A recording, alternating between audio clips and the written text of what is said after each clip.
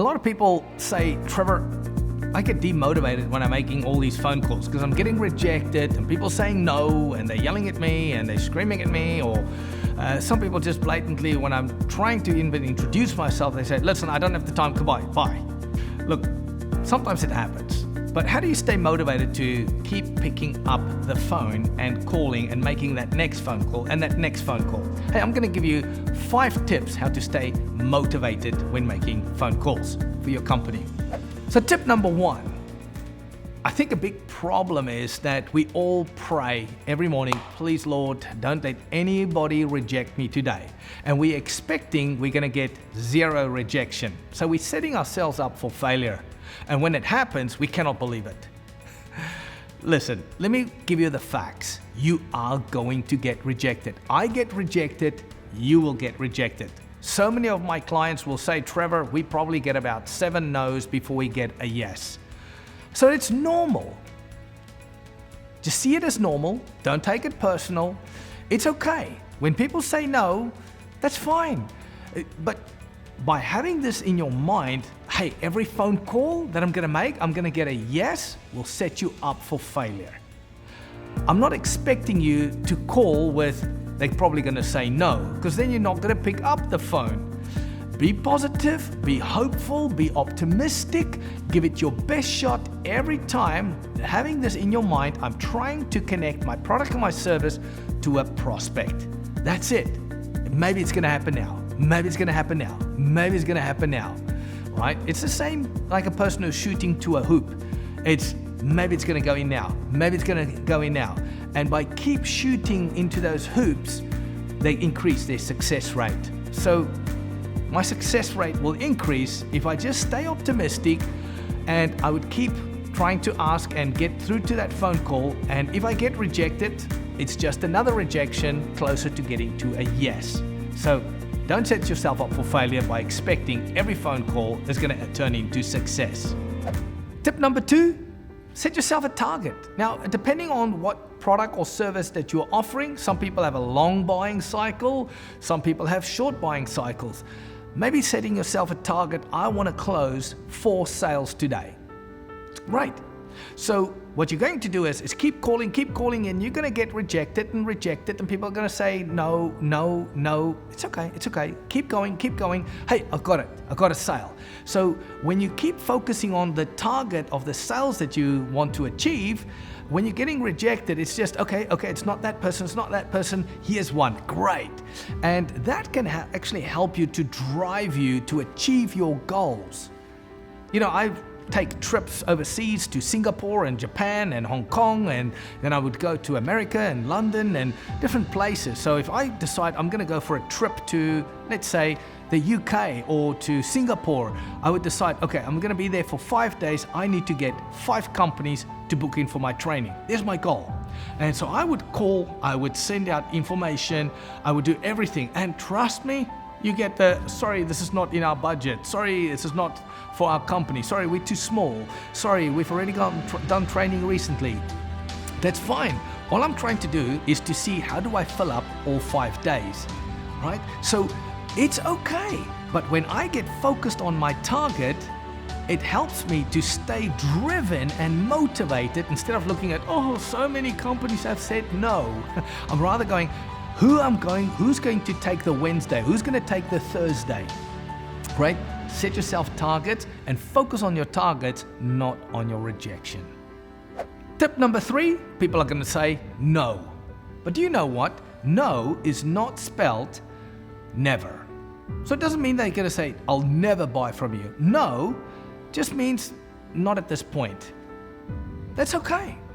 So you can keep asking questions. So tell me what needs to happen for you to be able, or hey, what would you say would be 3 things I need to offer you or that needs to fall into place for us to do business? So it can open up a bit of the conversation.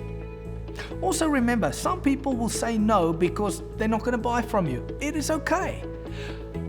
So don't get it into your head that they don't want to do business with you. Just say the word no means next opportunity. N-O, next opportunity. just call the next person on your list. And that can keep you driven and increase your activity so that you keep picking up the phone. The biggest mistake you can make in telephone sales is to leave the phone on the hook and go, I don't want to call anybody more. Because what if they say no? N-O, next opportunity. Just call the next person on the list. So thank you so much, sir. I appreciate your time. Have a great day. Click. Who's next on the list? This person. Good. Pick up the phone, have your script, go for it. So no is normal. It's going to happen, but it's just call the next opportunity. Tip number 4, don't top and dwell on this negativity. When people say no to you or please take my name off your database, don't sit there and go, oh, this was terrible, this was horrible, and this will affect you. And then when you're having lunch, you cannot get this out of your head. And the more you think about it, the worse you feel, isn't it? It happened to me, it must happen to you. So when we start dwelling on this stuff, and then you can't sleep at night, and you're thinking, man, I can't believe that person was so rude to me. Wow, they were really having a go at me. Wow, tomorrow is going to be worse. My next phone call is going to be bad. The more we top and dwell on this negativity, it grows because you're giving it more water. You're feeding this negativity. What you want to do is actually, this is a tip we've learned when I studied psychology. If you feel like heavy, that people have told you no, it was a bit of a harsh no, what I would suggest you should do is just close your eyes, cut yourself off what's happening in the room, and visually put that negativity in a box. Whatever they said, whatever words, whatever things that's coming up in your mind, see it going into the box, put duct tape around it or put a lock over it and lock it, and then do this. Blow, exhale, blow out, and see the box disappear in the distance until it's gone, and go, done. I've moved that negativity away from me. It's actually a really powerful thing. A lot of elite sports people do this to get over the negativity. When the opposition scores a try, they go, okay, we're going to kick off. We got another opportunity. So deal with negativity by pushing it away and just going, I've got another opportunity. And then pick up the phone. Don't dwell on it, people. Just go, what is my next opportunity? Who do I call next? Focus rather on the next phone call rather than on the previous one. Hey, tip number 5, the last one, is believe in your product or services. Maybe other people will not believe in your product or your service, and they just can't see it. We've all seen this, even on Shark Tank, when some of the people are saying, no, I don't think it's right for me. A classic one, if you ever want to go and research this one on YouTube, is when the sharks told the person with a doorbell, no, I can't see it's going to work. No, they couldn't see this person's product, their vision. Sharks, wouldn't it have been nice to know who was behind the door before you let me in? With my product, you can. Consumers are currently spending billions of dollars outfitting their homes with products that work with smartphones. However, one of the most ubiquitous technologies, the doorbell, has not changed since it was invented in 1880. I think that you have potential to do a lot more with this, but I'm not connecting to that this does enough at this time to distinguish itself as different from what else is out there on the market for the higher price point. And so for that reason, I'm out. I just don't see that progression, and for that reason, I'm out. And what happened? He turned that product into $1 billion industry, and then he became one of the sharks on Shark Tank.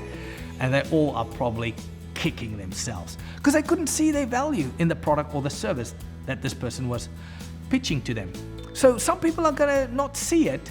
And what you need to do is just don't lose hope in your product and your service.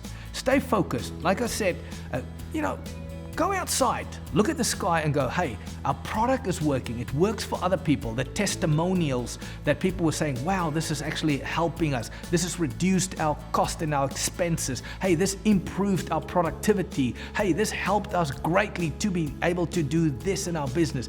Start reminding yourself of all the great testimonials of what people are saying about your products and services, the people who can actually see the value. And then remind yourself of that. And it's very important to keep focus on the facts. Hey, our product is working, it is helping. I probably need to just check my script and see how I can better articulate that to people.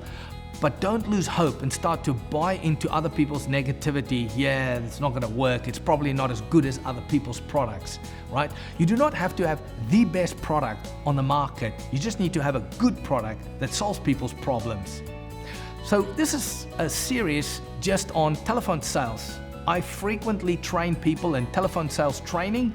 So if you would be interested in maybe upskilling your team in telephone sales, feel free to reach out to this email address that you see on the screen or go to our website at trevorambrose.com.